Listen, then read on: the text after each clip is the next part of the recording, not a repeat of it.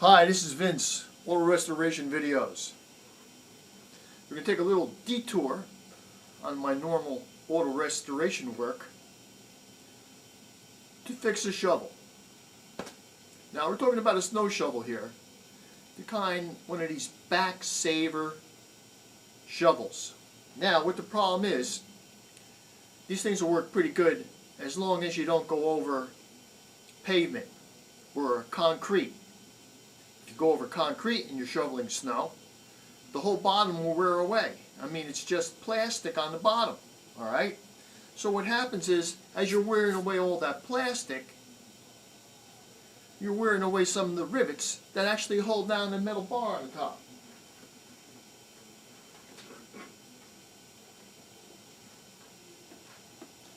Now we have this metal bar here to help scrape the snow, and it looks to me like it's really getting worn. The metal's getting worn down over here, and over here too. But that's not a big deal. The metal is pretty much put here to stop it from wearing away. All right. Well, that's good up on the top. Well, what do you do on the back side where there is no metal?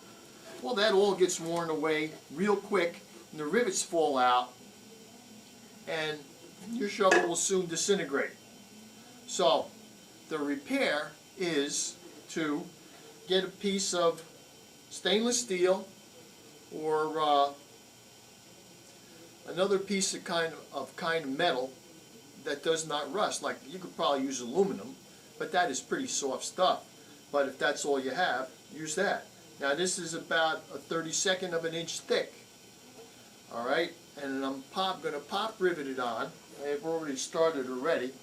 Up at this end, and we work it all the way down across. Or we could start in the middle and then go to one side and then go to the other side.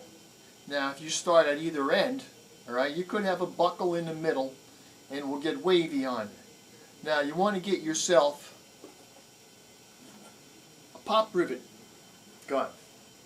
All right? Now, and you're going to need some vice grips too to hold this thing down. All right? Because when you're drilling a hole in it, you don't want it moving around. You want it to be locked in that position. Now there's a little metal pop rivet gun. All right? Now most of the pop rivets we'll be using today will be aluminum. They're going to kind of like wear away pretty quick too, you know, so we'll probably have to replace them often. The better would be to use steel, but then you'd have to go with a much stronger gun than this, probably.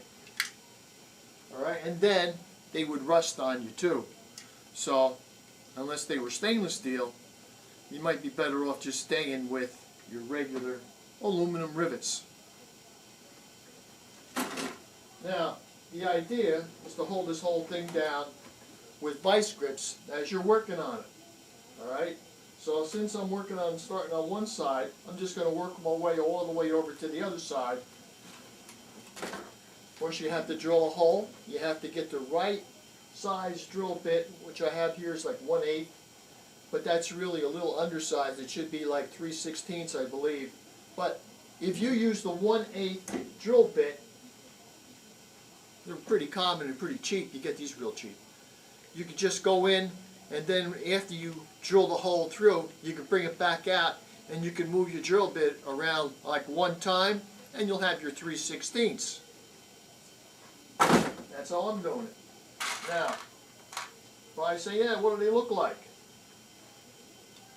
These are little pop rivets I'm using, okay? You want to probably be a good idea to use the end of the pop rivet. Put these in the bottom, because that's where the big head is. Put these in the bottom first, like so. And then get your pop rivet gun. Now hold the back of the rivet with your hand.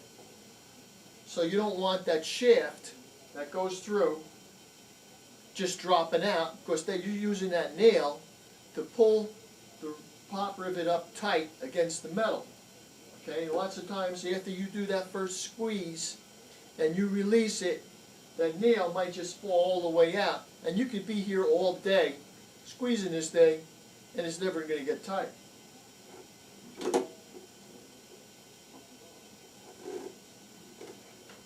Okay, I'm on my second squeeze. Now on your third squeeze, your nail will pop off. Alright? Then your pop rivet should be nice and tight, holding your stainless steel trim. Sandwiched in the middle is plastic with your other metal on the top.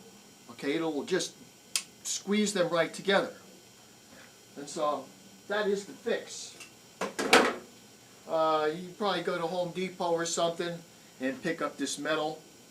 I had some laying around here on a big sheet of stainless, so I decided to go ahead and use it. But you could use this other metal too. It's like galvanized. That would be a good choice too. But you want to get the real thin stuff. You want to get something with a little body to it, so you know it lasts a little bit. All right. So the choice is up to you.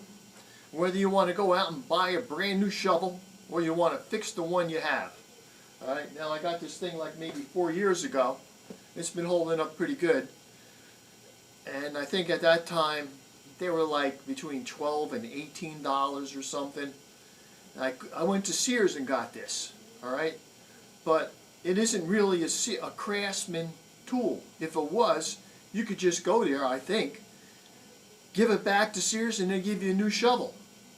But for some reason when I went to go buy this, they were all out of the Craftsman ones, and these were like, you know, $5 cheaper. I had no choice to get this one.